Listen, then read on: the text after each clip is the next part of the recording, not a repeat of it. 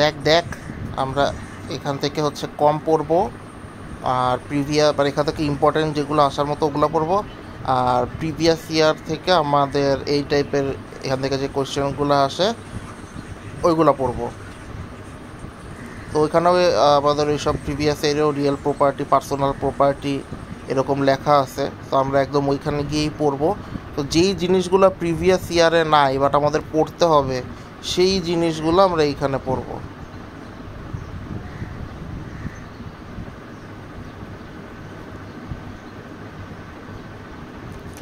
তো তোকে যদি বলে কী কী ধরনের কি বলে রাইটস আছে আর কী কী ধরনের আমাদের স্টেট আছে, তখন হচ্ছে আমাদের টোটাল 4 ধরনের স্টেট, যেটাকে আমরা আরও ভেঙে টেকে অনেক দূর নিয়ে যেতে পারি। প্রথমটা হচ্ছে states in position versus state non in position. তো স্টেটস ইন পজিশন মানে হচ্ছে যেই স্টেটগুলো আমাদের হচ্ছে যেটার ওনারশিপ আমরা এনজয় করতে পারি নিজে। আর estate in not in possession মানে হচ্ছে আমরা ফিউচারে পাবো। লাইক ধর তোর কাছে এখন যেই মিলটা পাইতেছিস, আজকে যে মিলটা পাবি ওটা হচ্ছে ওটার মালিক তো তুই, সেটা হচ্ছে স্টেটস ইন পজেশন। কিন্তু পরশু দিন যেই মিলটা পাবি ওটা তো এখনও তুই মালিক না, ওই মিলের মালিক হবে তুই পরশু দিন। তখন ওটাকে আমরা বলতেছি কি estates not in possession. Then হচ্ছে based on freehold versus leasehold estates. So freehold স্টেটটা কি, মানে আমরা যেটাকে বলি এটা হচ্ছে আনলিমিটেড সময়ের জন্য, মানে সারা জীবনের জন্য যেটা মালিক আমরা, তাদেরকে আমরা বলি ফ্রি হোল্ড। আর লিজ হোল্ড তো আমরা বুঝতেই পারতেছি যে আমাদের কিছু টেম্পোরারি সময়ের জন্য।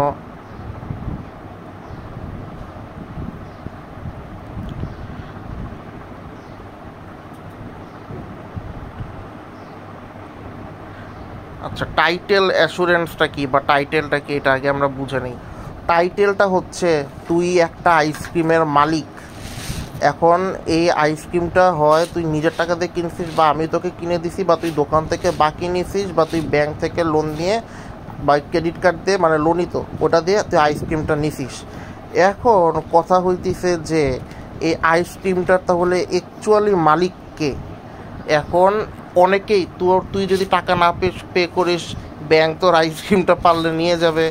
আমার কাছ থেকে টাকা নিয়ে যদি করিস, আমাকে যদি টাকা না দিস, আমি তখন আবার একটা সময় পর আইসক্রিমের মালিক হয়ে যাব। আবার তুই দোকান থেকে বাকি নিলি কিন্তু দোকানদারকে টাকা ফেরত দিলি না, তাহলে দোকানদার একটা সময় পরে আইসক্রিমের ডিসকাউন্টের মালিক হয়ে যাবে। এখন কথা হইতেছে যে আমাদের এই যে এইগুলাকে আমরা বলতেছি টাইটেল, কিন্তু এই টাইটেল মানে তুই যে মালিক সেটাকে, এটা একটা টাইটেল বলি।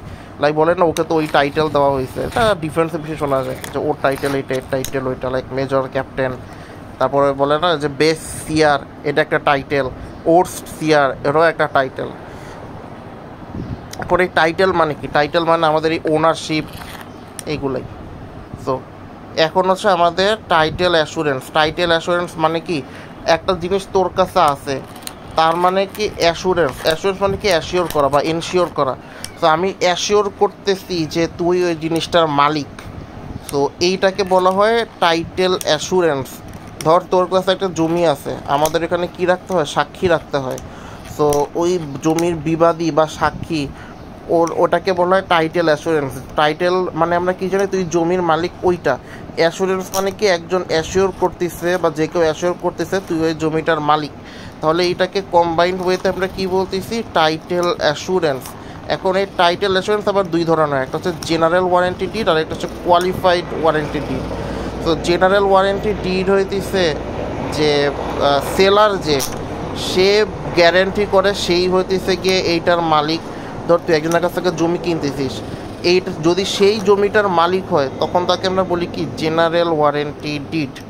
আর কোয়ালিফাইড ওয়ারেন্টি ডিড হইতেছে যে সেলার নিজেও জানে না জমিটার মালিক কে, এটাকে আমরা বলি কোয়ালিফাইড ওয়ারেন্টি ডিড। যেটা গগন্নাথে আমরা দেখি, শালা কারা জানি ওই জমি জমা তো ধরাই দিছে, বাট কে যে আজ পর্যন্ত মালিক কেউই জানে না, মানে টাকা পয়সা খেয়ে আবার এই কাজ করছে। তো এটাকে আমরা বলতেছি কোয়ালিফাইড ওয়ারেন্টি ডিড। তো এরপরে এইটা অনেক ইম্পর্টেন্ট যে how to ensure A clear title, যে তুই যে এই জমিটার মালিক, এটা যে অন্য কেউ মালিক না, এটা এনশিওর করানোর জন্য সবচেয়ে বেস্ট ওয়ে কোনটা? তো দুইটা। প্রথম হচ্ছে অ্যাটর্নি হচ্ছে গিয়ে তোর তোর যে লয়ার, সে হইতেছে তোর সকল ডকুমেন্ট, সকল রেকর্ড এগুলা ওই কোর্টে নিয়ে পেশ করে একটা ডকুমেন্ট নিবে যে তুই হইতেছে এই মানে এই ইসের মালিক, এই অ্যাসেটের মালিক, অন্য কেউ মালিক না।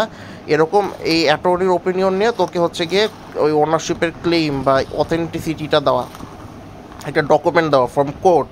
আর টাইটেল অ্যাসুরেন্স হচ্ছে যে তোর একটা কমন ওয়ে, যাতে হচ্ছে গিয়ে তুই অন্যান্য যদি তোর টাইটেলে কোনো, আচ্ছা এটাকে আমরা আগে একটু করে নিই। তো টাইটেল ইন্স্যুরেন্স হচ্ছে, ধর তুই এক জায়গা থেকে জমি কিনবি, কিন্তু তো এখন সন্দেহ হইতেছে ওই যদি অরিজিনাল জমির মালিক না হয়, যদি ফ্রড হয়, তখন তুই কী করবি? তুই একটা অ্যাসুরেন্স কোম্পানির কাছে যাবি, অ্যাসুরেন্স কোম্পানির কাছে গিয়ে বলবি যে আপনারা আমাকে এইটা ইন্স্যুরেন্স দিবেন যে সেই হইতেছে মালিক, আমার এখানে যদি কোনো জমার যদি কোনো ভুল হয় তাহলে ইন্স্যুরেন্স কোম্পানি আপনি আমাকে পে করবেন। সো এইখানে ইন্স্যুরেন্স কোম্পানি কি করবে? তোর হয়ে ওই লোকের মানে যে সেলার, তার সকল ফাইল ঘাটাঘাটি করে সে যদি দেখে যে একটুখানি রিস্ক আছে বা নাই, সে অনুযায়ী সে তোকে ইন্স্যুরেন্স প্রিমিয়াম চার্জ করে দেন হচ্ছে গিয়ে মনে কর যে তখন তুই যেহেতু ইন্স্যুরেন্স আছে, তখন তুই মানে কোনো রকম চিন্তা ছাড়া জিনিসটা কিনতে পারবি। কারণ যদি এটা মালিক যদি ওই লোক না হয়, সেলার যদি না হয়, তখন ইন্স্যুরেন্স কোম্পানি যত ক্ষতিপূরণ আছে সব ক্ষতিপূরণ ওরা দিবে। এখন তোর কথা হইতে পারে যে এরকমটা কেন হয়? তো এরকমটা হয় কারণ এই আওয়ামী লীগের এটা বা ছাত্রলীগের এগুলো মিলাইলেই দেখতে পারবি, এরকম অনেক আছে। আচ্ছা দেন আছে আমরা একটা শর্ট নোট দেখবো, ডিডস। তো ডিড মানে কি? যে মনে কর তোর কাছ থেকে আমি একটা জমি কিনে নিচ্ছি, এটা একটা রিটেন ডকুমেন্ট আছে না, এই রিটেন ডকুমেন্টটাকে বলা হয় ডিড।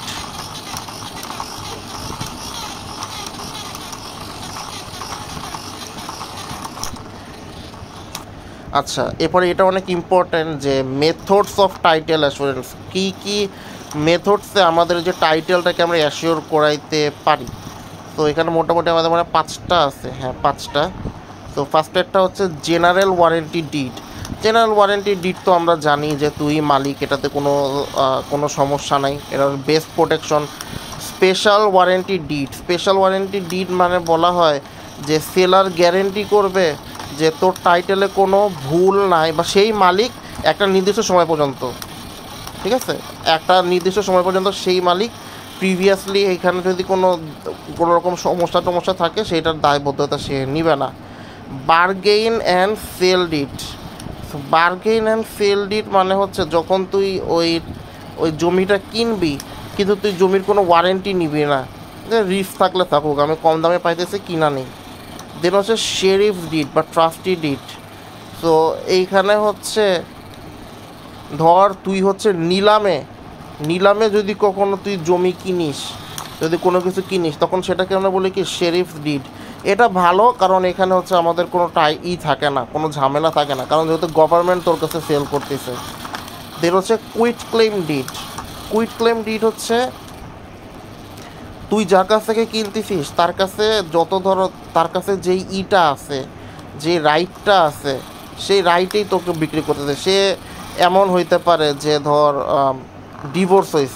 ডিভোর্স হওয়ার পরে যে সে বউ কী করলো, আরেকজনের কাছে জমিটা বিক্রি করে দিল। তো বিক্রি করে দেওয়ার পরে এখন মনে কর যে ওর জামাই ধর একটা কেস করে জিনিসটা হচ্ছে কি জমিটা আবার নিজের নামে নিয়ে আসলো।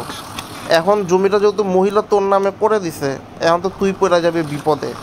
তো এই ধরনের যেই মালিকানা বা যে এই টাইটেল, এগুলোকে আমরা বলি quit claim deed. Least protection এটা, আর হাই রিস্ক। কুইট ক্লেমটা আমরা সবসময় অ্যাভয়েড করব।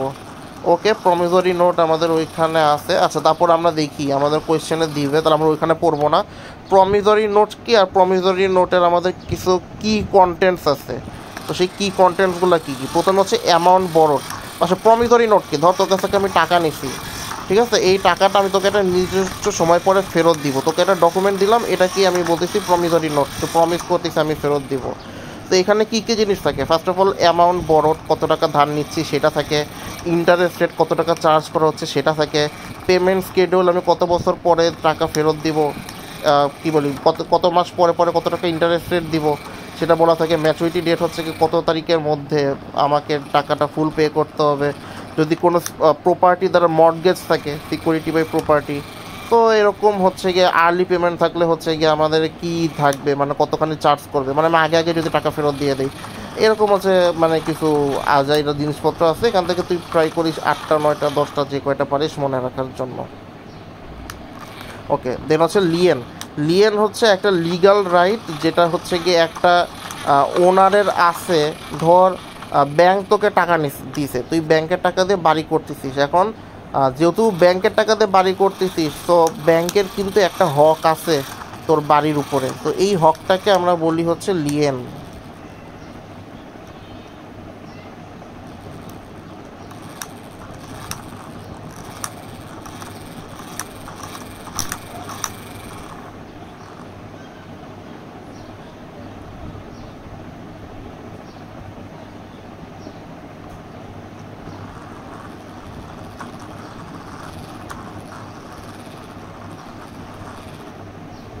আচ্ছা, এটা হচ্ছে এটা একটা ইম্পর্টেন্ট জিনিস, alternative to foreclosure. First of all আমাকে ফরক্লোজার বলতে হবে। ফরক্লোজার হইতেছে তুই ব্যাংকের টাকা দিয়ে বিল্ডিং করতেছিস, যখন টাকা ফেরত দিতে পারলি না, এখন ব্যাংক তোর কাছ থেকে বিল্ডিংটা নিয়ে নেবে, এইটাকে বলতেছি আমরা ফরক্লোজার। এটা প্রচুর পরিমাণে হয় বাংলাদেশে। তো এখন এই ফরক্লোজার প্রসিডিওরে না গিয়ে আমরা আর অল্টারনেটিভ কী কী করতে পারি? সো অল্টারনেটিভ আমরা যা যা করতে পারি, ফার্স্ট অফ অল হচ্ছে রিস্ট্রাকচারিং দ্য লোন। আমাদের লোনের যেরকম টার্ম ছিল, লাইক ধর 10 বছর, সেটাকে আমরা বাড়ায় দিতে পারি, ইন্টারেস্ট রেট কমায় দিতে পারি, এটাকে আমরা বলতেছি রিস্ট্রাকচারিং দ্য লোন। দেন হচ্ছে ট্রান্সফারিং দ্য মর্টগেজ। সো তুই কী করলি, ব্যাংকের কাছে না দিয়ে তুই যতটুকুই বিল্ডিং হয়েছে এটা আরেকজনের কাছে দিয়ে বললি, ভাই বিল্ডিং এবার আপনি বানান, টাকা পয়সা আপনি ফেরত দেন, মুঝসে অন্য হি হো রাহা। এটাকে বলা হচ্ছে ট্রান্সফারিং দ্য মর্টগেজ। দেন হচ্ছে ভলেন্টিয়ারি কনভেন্স। ভলেন্টিয়ারি মনে রাখিস, ভলেন্টিয়ারি কনভেন্স মানে হচ্ছে যখন বড়োয়ার নিজেই মানে কোনো রকম ঝামেলা ছাড়া ব্যাংক দেখতেছে আমি আর পারতেছি না, ব্যাংকের কাছে পুরা নিজের বিল্ডিংটা ধরাই দিল। ফ্রেন্ডলি ফরক্লোজারও তাই, মানে সেম জিনিসই। আমাদের ওইটা হচ্ছে গিয়ে ফরক্লোজার প্রসিডিওরটা তাড়াতাড়ি শেষ করার জন্য, আইনি ঝামেলা না পাওয়ার জন্য এটা ব্যাংকের কাছে সুন্দর মতো তারা দিয়ে দেয়। দেন হচ্ছে pre package bankruptcy. Pre package bankruptcy হইতেছে কি আমাদের যাতে করে আমাদের যে ডেপটা আছে, আমরা ব্যাংক্রাফট হয়ে যাওয়ার আগেই হচ্ছে কি আমাদের যত কিছু করার, মানে আমার যদি বিল্ডিং যদি নিয়ে নেয় তাহলে তো আমি ব্যাংক্রাফট। তো ওই ব্যাংক্রাফট যাতে না হয়ে যায়, এই কারণে মনে কর যে আমি আগে ভাগেই যদি মানে আমার ওই বিল্ডিংটা দিয়ে দিই, তাহলে হচ্ছে কি আমার ডেপ্ট পরিশোধ হয়ে যাচ্ছে আর আমাকে ব্যাংক্রাফট বা দিউলিয়া ঘোষণা করতেছে না। দেন হচ্ছে আমাদের শর্ট সেল। শর্ট সেল হচ্ছে গিয়ে আমাদের লেন্ডার করলো কি, ধর ব্যাংকের কাছেই বিল্ডিংটা বিক্রি করবে, কিন্তু ধর তুই লোন নিছিস 10 কোটি টাকা, তোর 10 কোটি টাকা তোকে দিতে হবে 12 কোটি টাকা। এখন তোর বিল্ডিংয়ের ভ্যালু হচ্ছে 20 কোটি টাকা, কিন্তু তুই কাউকে পাইতেছিস না, তাই তুই ব্যাংকের কাছে 15 কোটি টাকায় বিল্ডিংটা বিক্রি করে দিলি। এখন 15 কোটি টাকা বিক্রি করে দেওয়ার জন্য তুই তো 5 কোটি টাকা বেশি দামে বিক্রি করতে পারলি না। এখন তোর এখন ওটার পিছনে তোর খরচ কত, 12 কোটি টাকা, আর তাহলে তোর কাছে থাকলো কত, 3 কোটি টাকা। তো এইটাকেই শর্ট সেল বলা হয়, যা আমাদের অনেক কম দামে জিনিসটা যখন সেল করে দেওয়া হয়।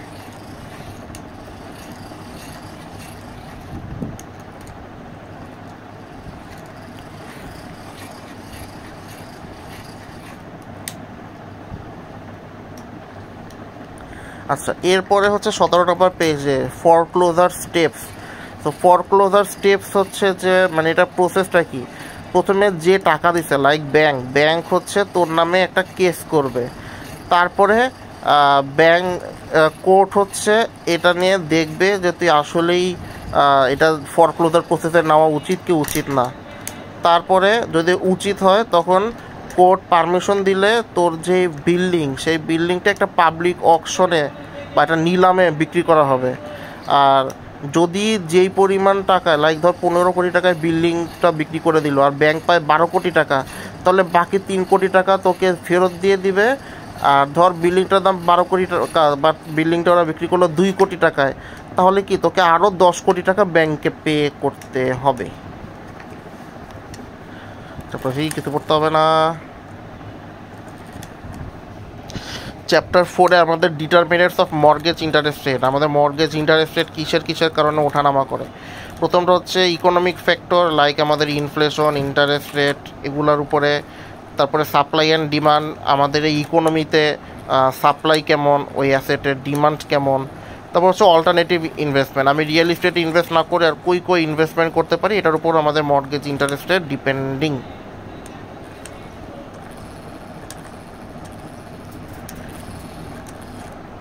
আচ্ছা, এরপরে যদি বলে যে আমাদের ইন্টারেস্ট রেট টাইপের রিস্ক আর কী ধরনের আছে বা কয় ধরনের আছে, তখন হচ্ছে কি আমাদের মানে ইন্টারেস্ট রেট এটা পরীক্ষায় আসবে, এটা দিছিল মনে হয় ফার্স্ট মিডে, তো এটা আসবেই।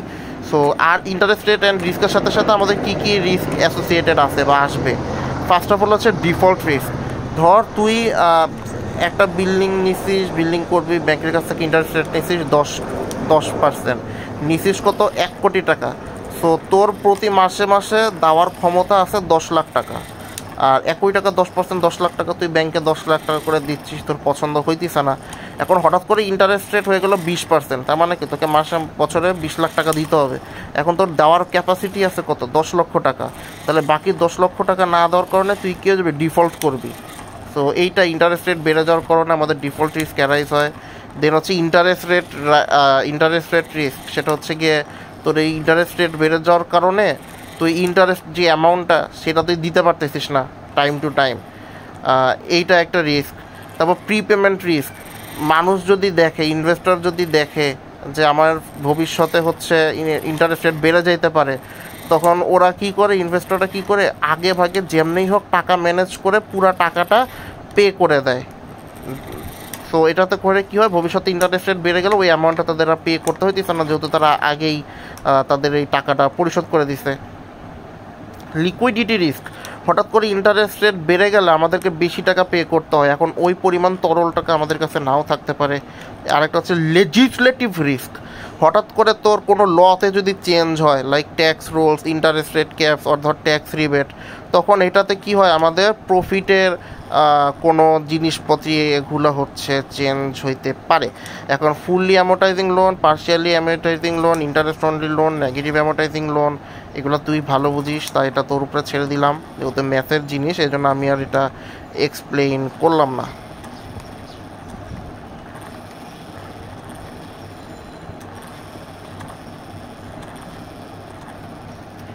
আচ্ছা, কলেবল লোনটা কি? কলেবল লোন হচ্ছে তুই ব্যাংক তোকে টাকা দিচ্ছে, এখন ব্যাংক চাইলে যে কোনো সময় তোকে কল দিয়ে ওই পুরো টাকাটা ডিমান্ড করতে পারে।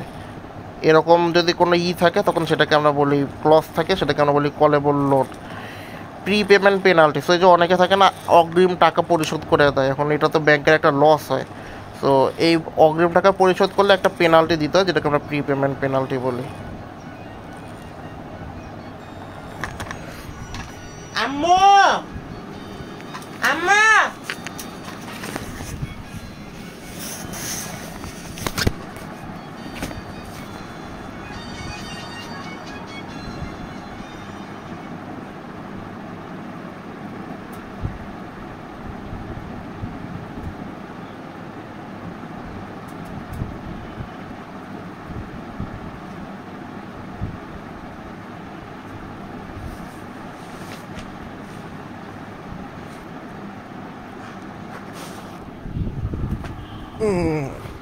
ওকে। ফ্লোটিং রেট লোন, অর্থাৎ যেটা ইন্টারন্যাশনাল রেটে পড়ে আসছি, সাপ্লাই অ্যান্ড ডিমান্ডের কারণে যখন আমাদের এটা হয়, এই এআরএম টেআরএম এই জিনিসই, এগুলো আর কী বলবো, ম্যাথের জিনিস বুঝি না কিছু না। আচ্ছা, 3/1, 5/1, 7/1 হাইব্রিড লোন।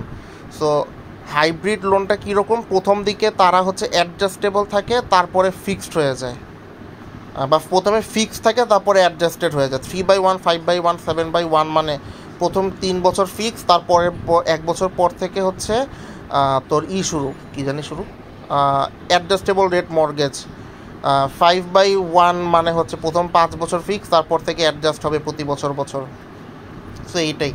আর আমরা একটা হাইব্রিড লোনকে কেন করি, সো হাইব্রিড লোনকে করতেছি কারণ প্রথম দিকে আমাদের ফিক্সড রেট থাকে, তারপর হচ্ছে যাদের হচ্ছে মানে এই গরিব তাদের জন্য ভালো প্রথম দিকে, কারণ তারা পরে আস্তে আস্তে যেটুকুই হয়েছে ওটুকুই ভাড়া দিয়ে টাকা উঠায় নিতে, ওটা মানে আবার রিপে করে দিতে পারে। আর একটা পরে একটা হইতেছে, মানে টাকা বেশি দেওয়া লাগবে, কিন্তু সেটা পরে এমনও হইতে পারে মার্কেটের ইন্টারেস্ট রেট কমে গেছে, that would be better for me.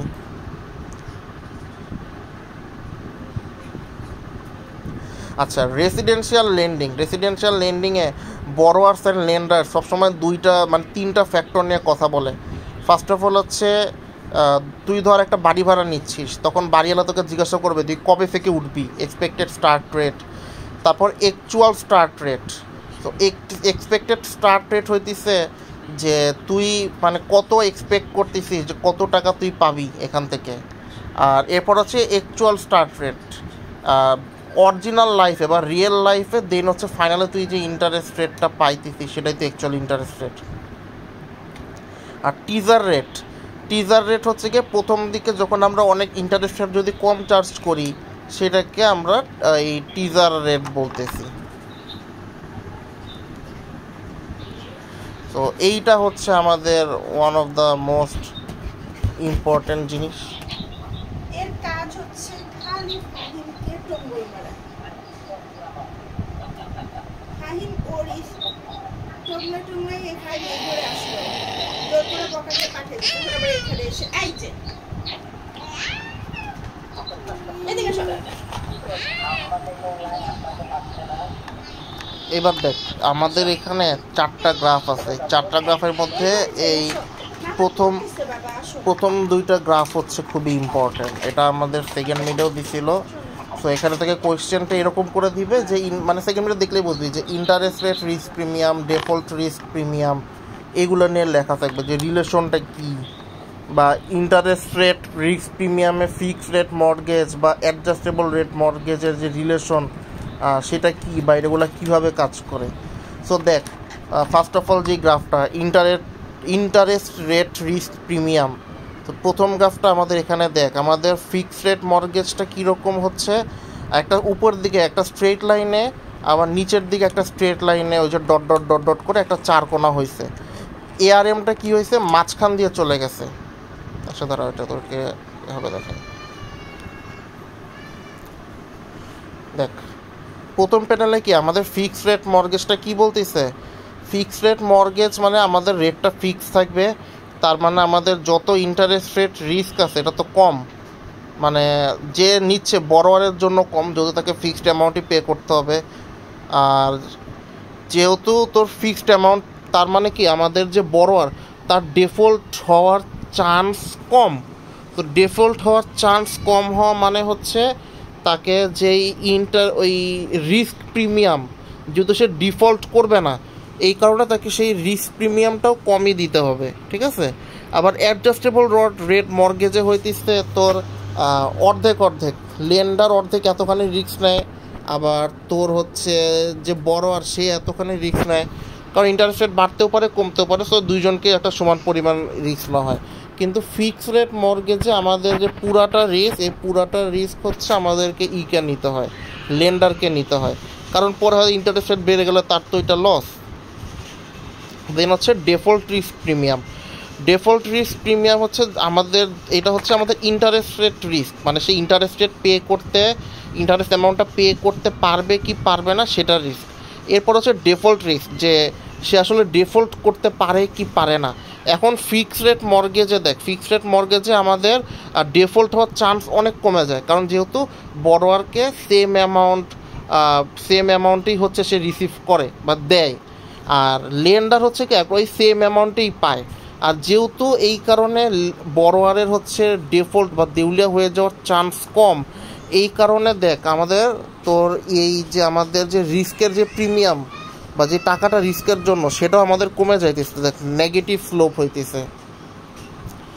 R adjustable rate মর্গেজের ক্ষেত্রে হচ্ছে আমাদের এইখানেও তোর বড়োয়ার হচ্ছে গিয়ে তোর একটা রিস্ক ক্যারি করে, লেন্ডারও কিছুটা রিস্ক ক্যারি করে।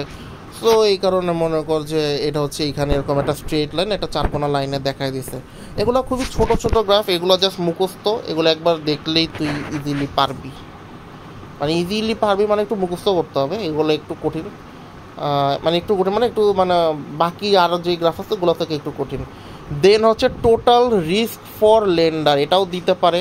টোটাল রিস্ক ফর লেন্ডারে দেখ টোটাল রিস্ক প্রিমিয়াম, এখন টোটাল রিস্ক প্রিমিয়ামের কথা যদি আমরা বলি আমাদের টোটাল ফিক্সড রেট মর্গেজের যে অ্যামাউন্টটা সেটা কিন্তু আমাদের অনেক বেশি। এই কারণ আমার হচ্ছে যেই লেন্ডার বা যে লেন্ডার তাকে ইন্টারেস্ট রিস্কও নিতে হচ্ছে, আবার ডিফল্ট রিস্কও নিতে হচ্ছে, মানে উপরের দুইটার যোগ করার পরে হচ্ছে এই সি নাম্বার গ্রাফটা আসে। এরপরে দেখ ARM, total risk is lower because part of the interest rate risk is shifted to the borrower. এখন দেখ এআরএম কিন্তু টোটাল রিস্কের থেকে কম, কারণ হচ্ছে কিছুটা রিস্ক বরোয়ার নেয়, কিছুটা রিস্ক হচ্ছে লেন্ডার নেয়। এখন প্যানেল ডিতে দেখা দিয়েছে দুইজন মানুষ, যেই দুইজন মানুষ একজন ফিক্সড রেট মর্গেজ আর একজন হচ্ছে গিয়ে তোর ফিক্সড রেট মর্গেজ দুইজন, এআরএম নিচ্ছে দুইজন। তো এখানে জাস্ট পরের গ্রাফটা এরকম করে একে দেখাই দিছে যে দুইজন থাকলে সেটা আসলে তখন কেমন হইতো। মেইনলি হচ্ছে তোকে উপরের যে দুইটা আছে ওই উপরের দুইটা আর কি ঠাড়া পড়তে হবে, মানে এটা দিবেই 100% দিবেই, অলরেডি মিডিয়া দিচ্ছে আবার দিবে।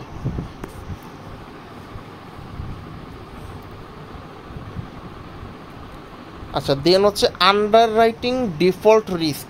তুই যে ডিফল্ট করবি বা তুই যে অ্যামাউন্টটা দিতে পারবি না, এটার জন্য আমাদের তো আন্ডার রাইট করতে হবে। আন্ডার রাইটের জন্য ফার্স্ট অফ অল কী করতে হবে, লোন ইভ্যালুয়েশন করতে হবে। ধর তুই ব্যাংকের কাছ থেকে টাকা চাইছিস 1 কোটি টাকা, এখন ব্যাংক ইভ্যালুয়েট করবে তুই 1 কোটি টাকা পাওয়ার যোগ্য কি যোগ্য না। দেন হচ্ছে ডিফল্ট ইন্স্যুরেন্স, এখন তোর যদি 1 কোটি টাকা দেওয়ার ক্ষমতা আছে কিন্তু তুই আবার দেউলেও হয়ে যেতে পারিস, তো এই কারণে ব্যাংক একটা ইন্স্যুরেন্স প্রসিডিউরের কাছে যাবে। তারপরে ব্যাংক দেখবে যে তোকে যে লোনটা দিবে এটা যদি তুই যদি না দিতে পারিস সেটা আরেকজনের কাছে সেল করা যায় কি না, তাহলে তাদের রিস্কটা কম হবে।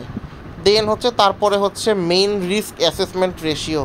তো এইখানে দেখবে যে পেমেন্ট টু ইনকাম রেশিও, যে ধর তোর মান্থলি পেমেন্ট কত, মানে পে করা লাগতেছে কত, আর তোর ইনকাম কত। ধর তোর মান্থলি পেমেন্ট হচ্ছে 1 লক্ষ টাকা আর তোর ইনকাম হচ্ছে 25 লক্ষ টাকা, তার মানে কি তোর রেশিও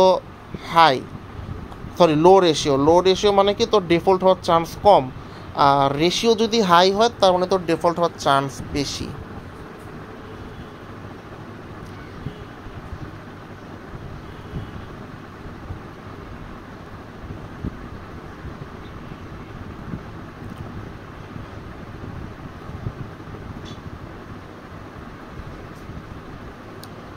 আচ্ছা দেন তোকে এইভাবে দিতে পারে যে বড়োয়ার স্ট্র্যাটেজি এই লোন আন্ডার রাইটিং পিরিয়ডে কী কী আছে।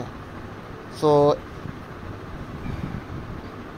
এইখানে আমাদের টোটাল আমরা 7টা স্ট্র্যাটেজি নিতে পারি, যেখান থেকে 5টা মনে রাখলেই এনাফ। প্রথমটা হচ্ছে lock in period and fee. So lock in এটা গ্যারেন্টি করে যে একটা স্পেসিফিক পিরিয়ড পর্যন্ত তোর ইন্টারেস্ট রেট সেম থাকবে, এটাকে বলতেছি আমরা লক ইন পিরিয়ড অ্যান্ড ফি। দেন হচ্ছে প্রিপেমেন্ট পেনাল্টি, এইটা হচ্ছে তুই যদি আগে যদি টাকা পে করে দিস তাহলে তোকে একটা এক্সট্রা জরিমানা দিতে হবে সেইটা। দেন হচ্ছে প্রাইভেট মর্গেজ ইন্স্যুরেন্স, এটা পড়তে হবে না। অপশন টু এলিমিনেট পিএমআই, এটাও পড়তে হবে না। দেন হচ্ছে buying down interest rate discount point, মানে হচ্ছে paying extra upfront fee to reduce the interest rate, মানে হচ্ছে তোকে প্রতি মাসে 10% ইন্টারেস্ট বা প্রতি বছর 10% ইন্টারেস্ট দেওয়া লাগলো। এখন তুই বললি কি ভাই আমি 5% ইন্টারেস্ট রেট দিব আর আপনি এখনই 1 কোটি টাকা রাখেন। সো এই যে এখন এটাকে আমরা আপফ্রন্ট ফ্রি বলতেছি, এখন তুই 1 কোটি টাকা দেওয়ার কারণে তোর ভবিষ্যতে যে ইন্টারেস্ট রেট কমে গেল, এটাকে আমরা বলতেছি কি বাইং ডাউন ইন্টারেস্ট রেট, যে তুই ইন্টারেস্ট রেটই কিনে নিছিস 10% থেকে 5%। দেন হচ্ছে সাবপ্রাইম লোন মানে হচ্ছে এই ধরনের লোন হচ্ছে যেসব বড়োয়াররা এই মানে টাকা ফেরত দেয় না, যাদের রেটিং বাজে, তাদেরকে এই সাবপ্রাইম লোনটা দেওয়া হয়। এখন সাবপ্রাইম লোনটা কেন দেওয়া হয়, কারণ একটা ইন্টারেস্ট রেট অনেক হাই, যেখানে মনে কর সবাইকে 10%, তোর কাছ থেকে নেবে মনে কর 25% এরকম। দেন হচ্ছে পাওয়ার পেমেন্ট অপশন। এখন পাওয়ার পেমেন্ট অপশন হচ্ছে যখন একটা স্ট্র্যাটেজি, যখন বড়োয়ার হচ্ছে আমাদের যেই মান্থলি যেই পেমেন্ট তার থেকে অনেক বেশি পে করে, 1 লাখের জায়গায় 10 লাখ টাকা পে করে, এটার কারণে কি হয় আমাদের যে প্রিন্সিপাল যে অ্যামাউন্ট সেটা তাড়াতাড়ি শেষ হয়, মানে এবং খুব অল্প টাইমের মধ্যে উইদাউট এনি প্রিপেমেন্ট পেনাল্টি আমরা হচ্ছে লোন পরিশোধ করে দিতে পারি। দেন হচ্ছে আমাদের লোন বা এই মর্টগেজ ক্লোজিং প্রসেস। এখন ক্লোজিং প্রসেসে আমাদের কি করতে হয়, প্রথমে একটা এই ফি অ্যান্ড এক্সপেন্স দেওয়া লাগে, লাইক আমার ফাইন্যান্সিং যে কস্ট, ক্লোজিং যে cost, loan application fee, credit report fee, loan origination fee, এগুলো দেওয়া লাগে। তারপরে হচ্ছে আমাদের কোনো থার্ড পার্টি যদি আমাদের কাছে টাকা পায়, like tax, NBR, escrow account, bank, insurance company, lawyer, real estate commission এগুলো দিয়ে দেওয়া। স্ট্যাটিউটরি কস্ট হচ্ছে লিগালি যেই টাকাটা আমাদের দিতে হয়, like transfer tax, settlement cost, দলিলের টাকা, এগুলো। টিলার কথা আমরা জানি 0.125% বাড়তেও পারে কমতেও পারে, যেটা হচ্ছে চ্যাপ্টার 8-এর ফার্স্ট ম্যাথে কোর্স হয়েছে, এটা পড়ার দরকার নাই। হ্যাঁ, এইটা ইম্পর্টেন্ট, এটা কোয়েশ্চেন ওইখানে আছে, যেটা হচ্ছে আমাদের রিয়েল এস্টেটের ডিমান্ড অ্যানালাইসিস নিয়ে। তো আমরা এইখানে গ্রাফটা দেখি।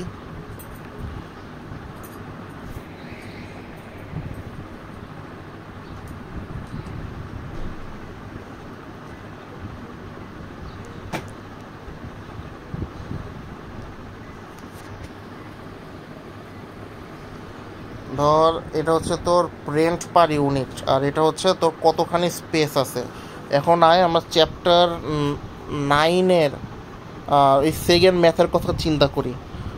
ধর তোর কাছে আছে এই পর্যন্ত হচ্ছে 28,000 existing stock price of speech.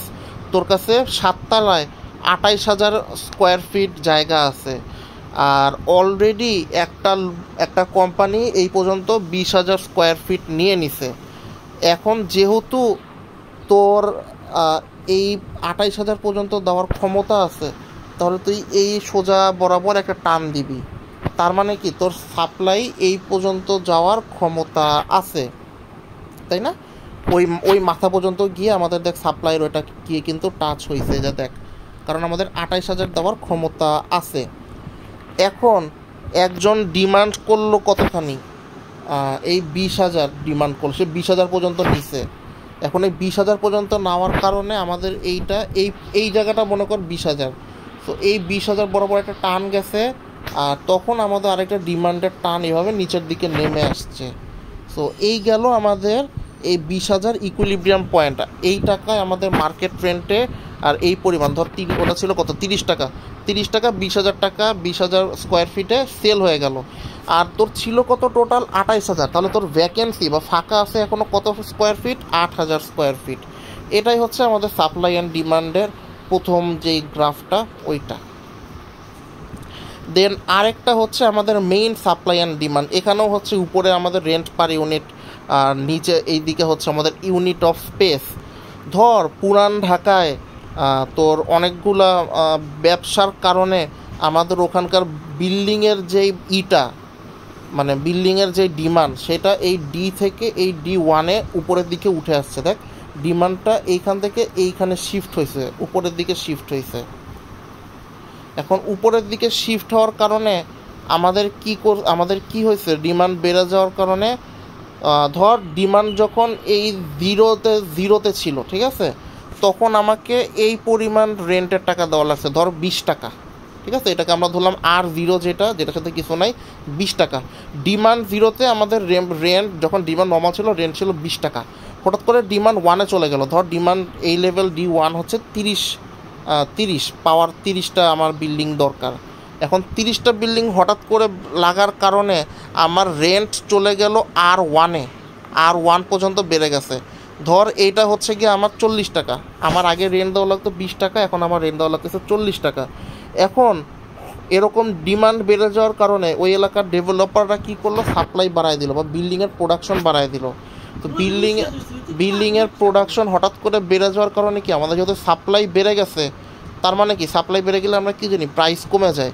এখন দেখ এই যে রেন্ট 1 যেটা আছে, এটা রেন্ট 2-তে নেমে আসছে। এই যে রেন্ট 1 থেকে এই রেন্ট 2, এটা এই যে নিচের দিকে নেমে আসছে।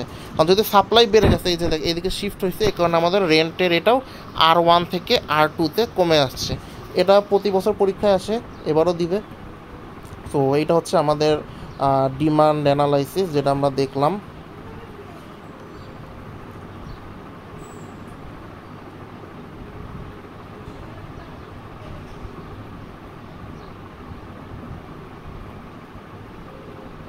আচ্ছা, এইটাও স্যার পরীক্ষা দিবে বলছিল যে একটা লিজ কন্টেন্টের ভিতরে টেনেন্টদের কি মানে ওই ফর্মে কি থাকে, সেটা হচ্ছে মানে এটা তোকে একটু করতে হবে। এটা আর কি বেসিক ইনফরমেশন, মানে যে নিচ্ছে তার নাম, টার্ম, ডেট, এগুলা রেন্টের অ্যামাউন্ট, তারপর এটা কোনো থার্ড পার্টি সিকিউরিটি হিসেবে আছে কি না, এরকম কিছু রুলস, মানে যে আমাদের ফর্ম ফিল আপের যে ফর্মের যেই জিনিসগুলো থাকে না, ওই জিনিসগুলো এখানে লেখা। এখান থেকে তুই জাস্ট 7-8টা মনে রাখলেই হবে ইজিতে এগুলো তোর জন্য।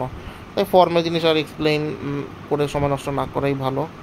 আজ এটা জিনিস। আচ্ছা, এরপরে হচ্ছে রেন্ট অ্যাডজাস্টমেন্ট।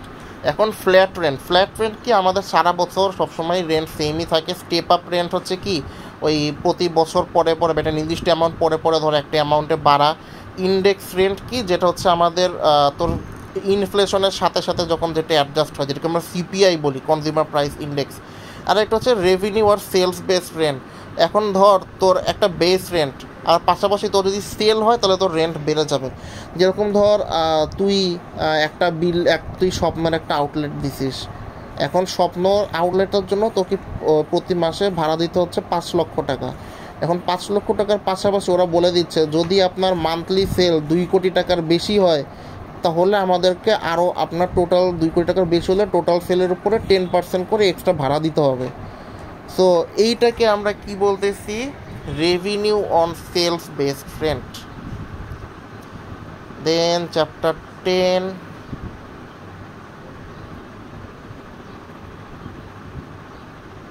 এটা দরকার নাই। আচ্ছা, ডিসকাউন্টেড প্রেজেন্ট ভ্যালু টেকনিক্স, এটা পরীক্ষায় আসছিল, এটা আবারও দিতে পারে। তো ডিসকাউন্টেড প্রেজেন্ট ভ্যালু টেকনিক্স আমাদের কী কী আছে? প্রথমটা হচ্ছে ফরকাস্টেড নেট অপারেটিং ইনকাম।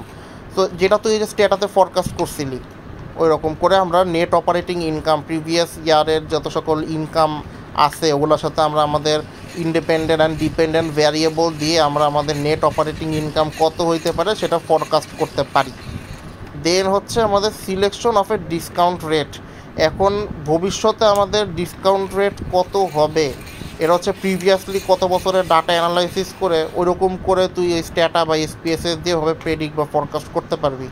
দেন এস্টিমেটিং রিভার্সন ভ্যালু। রিভার্সন মানে হচ্ছে আমাদের এস্টিমেটেড সেলিং প্রাইস, মানে অ্যাট দ্য হোল্ডিং পিরিয়ড, মানে একটা নির্দিষ্ট সময় পরে তুই এটা কত টাকায় সেল করবি এটাকে আমরা বলতেছি কি এস্টিমেটিং রিভার্সন ভ্যালু। এটাও তুই এসপিএসএস এর মাধ্যমে ফরকাস্ট করে বের করতে পারিস। দেন হচ্ছে reconciliation of reversion and present value. So এটা আমাদেরকে, এটা হচ্ছে আমাদের নেট প্রেজেন্ট ভ্যালু সাথে হচ্ছে আমাদের নেট, মানে নেট অপারেটিং ইনকামের প্রেজেন্ট ভ্যালুর সাথে আমাদের রিভার্সন যে ভ্যালু, মানে আমাদের এক্সপেক্টেড সেলের যেটা, ওইটা যোগ করে দিলে আমাদের হচ্ছে গিয়ে ওই রিকনসিলেশন ভ্যালুটা। সেগুলো ম্যাথমেটিক্যাল তো, বাট দিতে পারে, একবার তো দিছিল। ওকে,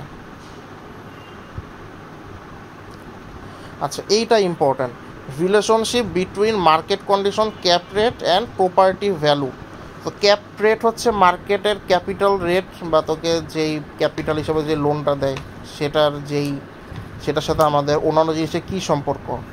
তো ক্যাপিটাল রেট আমাদের যখন সাপ্লাই অ্যান্ড ডিমান্ডের কারণে চেঞ্জ হয়, এখন ধর যখন আমাদের ডিমান্ড হাই কিন্তু সাপ্লাই লো, এরকম সিচুয়েশন আমাদের যেহেতু ডিমান্ড হাই কিন্তু সাপ্লাই লো, আমাদের ক্যাপিটাল রেট কমে যাবে আর প্রপার্টি ভ্যালু বেড়ে যাবে। লাইক এখন আমাদের ওই প্রপার্টিটা অনেক বেশি মানুষ চায়, প্রপার্টির ডিমান্ড বেশি, তাই আমাদের প্রপার্টির ভ্যালু বেড়ে যাইতেছে। অন্যদিকে লো ডিমান্ড, আমাদের ডিমান্ড কম কিন্তু সাপ্লাই বেশি, তাহলে সাপ্লাই বেশি হলে আমাদের ক্যাপিটাল রেট বেড়ে যাবে আর প্রপার্টি ভ্যালু, যেহেতু সাপ্লাই বেশি প্রপার্টি ভ্যালু কমে যাবে। দেন হচ্ছে ক্যাপিটাল রেট যখন মার্কেট কন্ডিশনের কারণে চেঞ্জ হয়ে যায়, তো এরকম যদি হয় যে মার্কেট কন্ডিশন, ধর ইন্টারেস্ট রেট বেড়ে গেলে ক্যাপিটাল রেট বাড়বে, আর ক্যাপিটাল রেট বেড়ে গেলে প্রপার্টি ভ্যালু কমবে। ইন্টারেস্ট রেট যদি কমে যায় ক্যাপিটাল রেট কমবে আর প্রপার্টি ভ্যালু বাড়বে। এই রিজন যেটা লেখা আছে এটা তুই দেখলেই বুঝতে পারবি, আর এইখানে কোনটার সাথে কার রিলেশন এটা মুখস্থ রাখলেই হয়ে যাবে। তো এই ক্যাপিটাল রেটের সাথে প্রপার্টি ভ্যালু নেগেটিভ রিলেশন, আর ইন্টারেস্ট রেটের সাথে ক্যাপিটাল রেটের পজিটিভ রিলেশন। এটা যদি মনে রাখতে পারিস তাহলে ঠিক আছে, আর নাইলে এটা অ্যাভয়েড করাই ভালো, এটা একটু কঠিন, তাই আমি এটা ওরাই এখন আর পড়াইতেছি না বা বলতেছি না।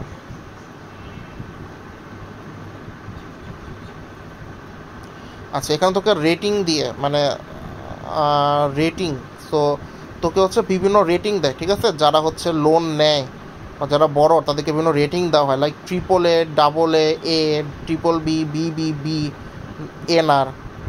সো এই জায়গায় আমাদের এগুলোর মানে কি দেখ, AAA মানে সবচেয়ে ভালো, একে আমরা মানে সবচেয়ে আরামে লোন দিতে পারি। আর NR মানে হচ্ছে নট রেটেড, এদের হচ্ছে পুরাটাই রিস্ক, তাই এদেরকে আমরা হচ্ছে মানে লোন দিব না। এখন এই জিনিসটাও হচ্ছে তোর এই স্ট্যাটিস্টিক্সের ওই ইসের মতো, সিগনিফিকেন্টের মতো। আমাদের ভ্যালু কি আনা লাগতো, 0.05-এর কম, 0 থেকে 0.5%-এর কম। এখন AAA হচ্ছে সাবঅর্ডিনেশন 30%। সাবঅর্ডিনেশন 30% মানে কি, যার রেটিং AAA তার 70% চান্স আছে যে সে টাকাটা সুন্দর মতো পে করে দিবে। যার AA তার হচ্ছে 76%, মানে ওই 100 থেকে ওই পার্সেন্টেজটা বাদ দিলে সে হচ্ছে তার চান্স কতখানি সেটা ফেরত দেওয়ার, তার হচ্ছে তোর এই 76% যে সে এভাবে ফেরত দিয়ে দিবে।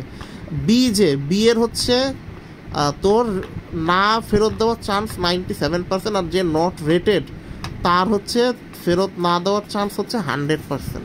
এবারে এই সাবঅর্ডিনেশনের সাথে 100 মাইনাস দিলেই হচ্ছে তারা কত পার্সেন্ট চান্স আছে তারা টাকা ফেরত দিবে কি দিবে না, এইটার প্রবাবিলিটিটা আমাদের সামনে চলে আসে। এরকম রেটিংয়েরটা প্রতি বছরই দেয়। তো এটা আমাদের এই মুখস্থ করে ফেলি, 30, 24, 18, 11, 6, 3, 0।